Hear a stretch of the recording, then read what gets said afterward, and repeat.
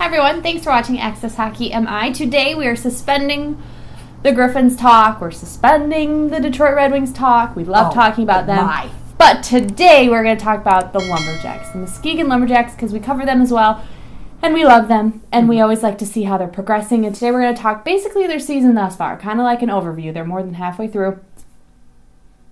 Are they? Yeah, they are. They're more than halfway through.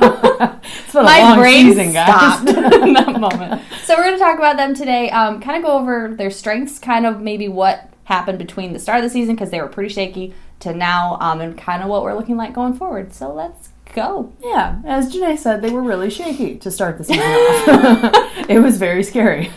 No offense to the guys or anything, but, it's junior hockey. It happens. It's a little unpredictable. You got kids that are Yeah. 16, 17. Yeah. And I think, personally, when you see the She starting... wouldn't even let me finish. Well, when you see the starting record, it's hard to get in a groove. You don't have that many games, so when you see, 3, 5, and 1, you're like, ugh. This is going to hurt. Yeah, so anyways. Yeah. So it was really inconsistent, and that's to be expected with this league. A lot of roster moves happen within the first few weeks. They don't keep with the same roster. Yeah, right? We should be used to that now at all levels.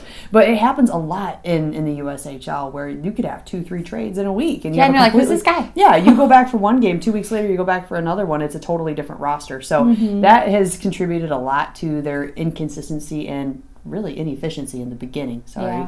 Yeah. So sorry. And we love you so much. Do you want me to just keep rolling? Sure. Okay, cool. And goaltending changes are among that. We have 4 goaltenders on the roster currently, and that's something that we, in the seasons past, have had some pretty stable goaltenders. We lost Brandon Bussey after last season. He was incredible, but he was one of the main people that were there, and now that he's in college, we had to replace that and fill that void. Yeah. And so we've got 4 now. He's doing great in college, by the way. Congratulations to Bussey. But 2 of those are international kids, so they can only alternate them because the league only allows 2 import characters, really. Import. They're called imports. They're not affected by the supply chain. They've been imported. That's a good one. They passed the borders already.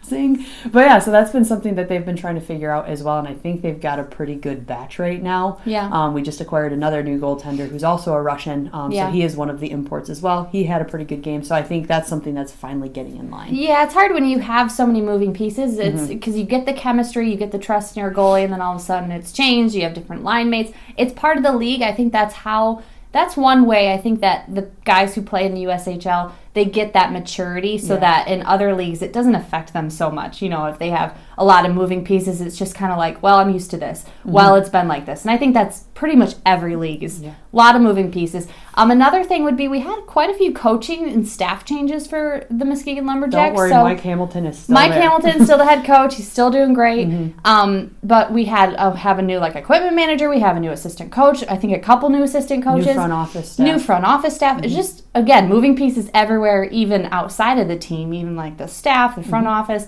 So I think that can also kind of go into you're all still learning each other. And I think that all kind of helped. We also have a very young roster. We have quite a few people who, not quite a few, but we have some normals who are 02 birth years, 01 birth years, but we have a lot more that are 05 and 04 birth years. So that's 17, 16, young. Very young. So I don't, that might Do you just think be... the max age is 20? This is a league, I mean, they've been playing, of course, in other teams prior to this. That's how they get started in the USHL. But then this is their first getting their feet wet of, almost a major experience. Junior league, So Yeah. I think that definitely contributes. Yeah, the youth definitely does. But thankfully, they have been able to turn it around. In the last 10 games, they've had 6-1, 2-1. One of those was a very exciting win against the USA U18 development team. Take that. Yeah. It was a very high-scoring game. They won in a shootout, but it was really cool for them because that team is incredible. It's kind of like a benchmark of how you're doing your season, I think. And I mean, because they're a team that is comprised. They're not technically considered USHL because they play college teams. But they're play not technically USHL teams. NCAA either. They're basically the cream of the crop, if you will. So a lot of drafting out of there. when you see this team, you're going to see some star power. Oh, yeah. So it's fun to face them and be like, all right, let's see how we're doing. So it's nice little bragging, right? So they've been able to, at least in the last 10, just kind of find their stride a little bit and turn things around. And so we're going to kind of go into what we think contributed to that. And a lot of it spawns off of finally having consistency with the team.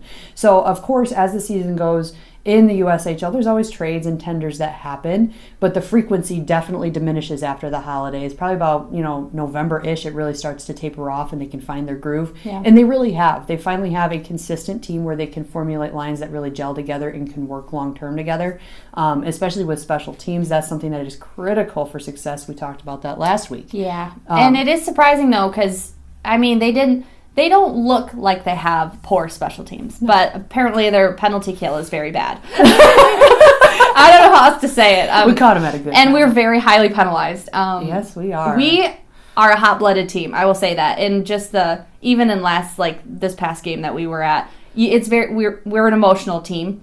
And I don't think that that's bad per se. You've got boys becoming men fighting against boys becoming men. If you're able to fight off the PK, of course you don't want to be down a guy, but if you are down a guy and you're able to fight it off and not get a goal against you, that's great. Mm-hmm. But we're a highly penalized team, not so good at a PK. So it's kind of one of those. Working some things out. Yeah, working some things out. Our attitudes in check here. But definitely we have a lot of the prospects and the draft eligible stepping up for the team. We have, of course, we've got Jack Williams. He's the captain. He gives a very consistent, calm presence as a captain. He is when he's on the ice, he's very controlled. He controls the game. He's very focused on what he's doing. Mature. And it's great to see. He's in the top 6 of scoring, so point production on the team. Then we've got Philip Tresca, who's also, we'd consider him a vet. He's just been with our team for more than a season. That's our opinion of a vet. For juniors, yeah. And he's, I think he's also top 6 of scoring and just point production. Then, of course, we got Quinn Hudson, who's top of our team for production. So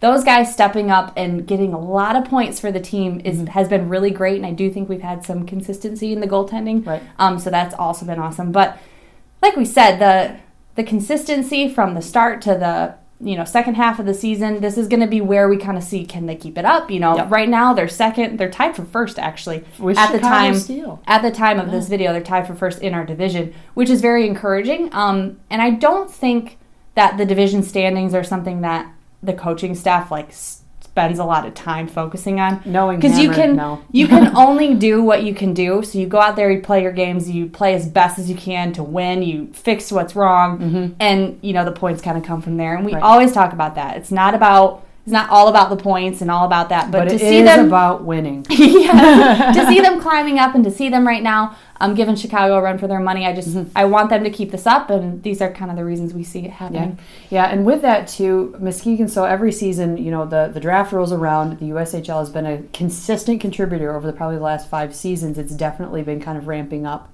with the amount of draft picks coming out of the USHL, which has been really awesome to see. We've been there firsthand to see a lot of it. Yeah. This season's, no exception. They've got a good group of guys, and Muskegon has 3 draft eligibles that have made the midterm rankings that are also contributing. They're heavy contributors to this team right now. Yeah. Jacob Guavin, who's a defenseman, what was he at? The top 5? He's 6th for points in our overall, in our team. No, in our team, I think he's 6th.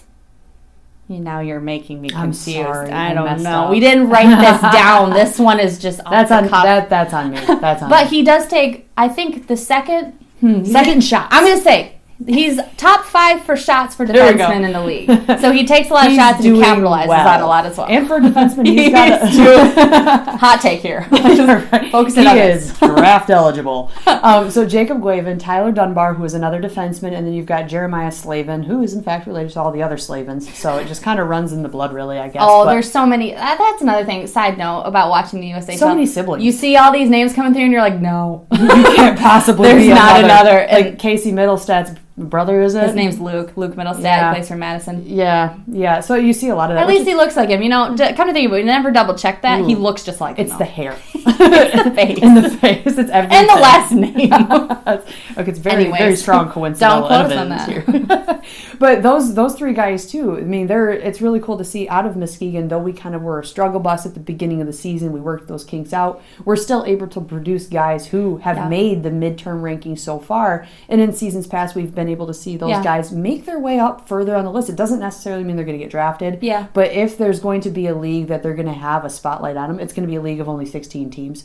Yeah. And it's just really cool to see that. So even, as they're working these kinks out to be able to produce, draft eligible prospects who are, worth taking a look at by NHL teams, it's just a fun little side note for the you got to production. remember, these guys, they almost 100% of the time go to college first. Right. Then they end up, starting their trajectory to the NHL. And sometimes they never actually get to the club that drafted them. Yeah. Sometimes they go to a different club. Sometimes they stop doing hockey. Yep. Like, there's sometimes a whole it just doesn't. lot more work. It's just, there's a ton of work after this, but this is always a great stepping stone. And Muskegon, even if in the standings they aren't doing the greatest, they consistently produce great prospects for the draft. Many of which we're seeing hit the pros Many now. of which we've seen drafted, that we are seeing hit the pros now, and it's just exciting to watch that. So that's mainly why we cover the USHL. We like to see the start, like right before they, like where were they before they were a Larkin like or a Detroit Crosby Red or Wings whatever. draft pick, Robert Mastrosimone. Yeah, like he was a started. Chicago Steel He kid. was a Chicago Steel. We Yep. try not to think about that. We can look past So that. long He's as we one of can us like now. take them and make them ours, So We will mold them.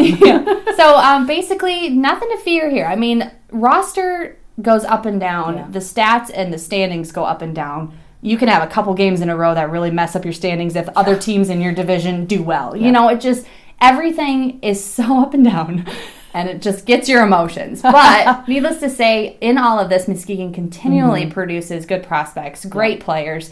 And they're just there for each other, and I just really appreciate the team. And shout out to their fan base too. Yeah. They really turn out like They it's do. It's a small rink, but those people they're They pack crazy in in. the best sense possible. Yeah, Like, they're- we all love the game. Oh, yeah. And you can definitely tell. So What? that's basically kind of thus far for the Muskegon Lumberjacks. Let us know in the comments if you've been able to watch any of their games. I do believe they're on Hockey TV. I was like, hockey, what is the next Something. word? It's Google it. I do believe you can watch their games if you're not in Michigan. So definitely check those out if you can. If not, check out any of the USHL teams because it goes the same for all the teams. They're all trying to develop these players. And be to sure, get up I there. forgot it again, be sure to subscribe, like. If you dislike, give a reason. You must. You must. It's a prerequisite. You for said the you have to show. say dislike dash and then give Exactly. your And be nice, please, about it. reason. Nah. But also check out the website, accesshockeymi.com. Indeed. And we Yes. will see you guys next time. She helped with the outro. I did. Good job. I feel so special. Bye.